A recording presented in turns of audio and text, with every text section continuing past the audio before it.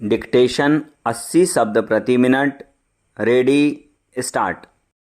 उपसभापति जी, जो चर्चा आज इस विषय पर यहाँ चल रही है, मेरे विचार से यह काफ़ी गंभीर और महत्वपूर्ण है, क्योंकि इसका संबंध सारे देश की आबादी से है। जहाँ तक हमारे देश का प्रश्न है, उसका संबंध देश की 80% आबादी से है। अभी हमारे अनेक माननीय साथियों ने कहा है कि सरकार दूसरे देशों से इतना अनाज मंगाने पर जो धन खर्च कर रही है, उस धन को यदि हमारे देश के किसानों को देती तो हमारे देश के किसान अनाज की पैदावार बढ़ाते और हमको विदेशों से अन्न का आयात नहीं करना पड़ता।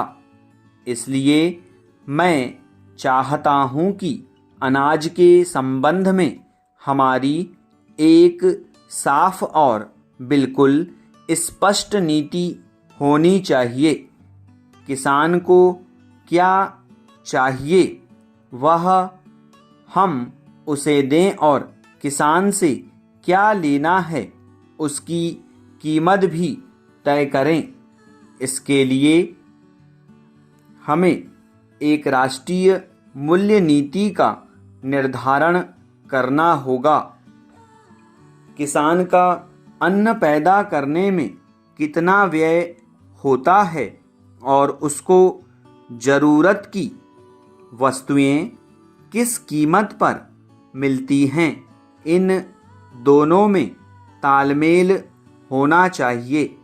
मैंने इस सदन में पहले भी कहा था कि खेती को नुकसान का नहीं बल्कि मुनाफे का धंधा बनाने पर ही देश में अन्न की पैदावार तेजी से बढ़ेगी और खाद्यान्न की समस्या का कोई हल निकल सकेगा।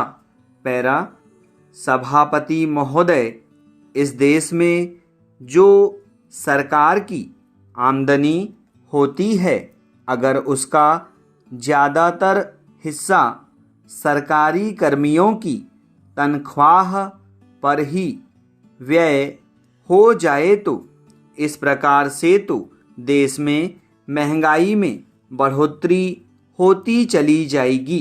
इसलिए हमें इस स्थिति को रोकने के लिए कठोर कदम उठाने होंगे।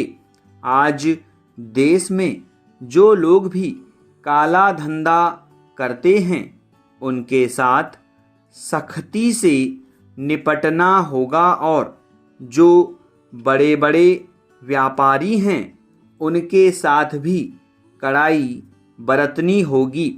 इस समय जो सरकार की विचारधारा है, उसकी जो नीति है, उस पर हम सबको पुनः चर्चा करनी होगी, जिससे देश की हालत में सुधार हो सके। करोड़ों रुपये का अनाज जो आज बाहरी देशों से मंगाया जा रहा है, इस पर मुझे कोई आपत्ति नहीं है। सरकार ने एक बार अनाज का व्यापार अपने हाथ में लिया था और उसके बाद फिर सरकार ने व्यापारियों के भरोसे पर इसको छोड़ दिया। सरकार को व्यापारियों और जनता दोनों ने धोखा दिया और इसका नतीजा तो यह हुआ है कि अनाजों की कीमतें बहुत ज़्यादा बढ़ गई हैं और वह आम जनता को आसानी से उपलब्ध नहीं है। अभी तक सरकार ने जो कदम इस संबंध में उठाए हैं वे भी बहुत सार्थक सिद्ध नहीं हो पाए हैं। स्टॉप।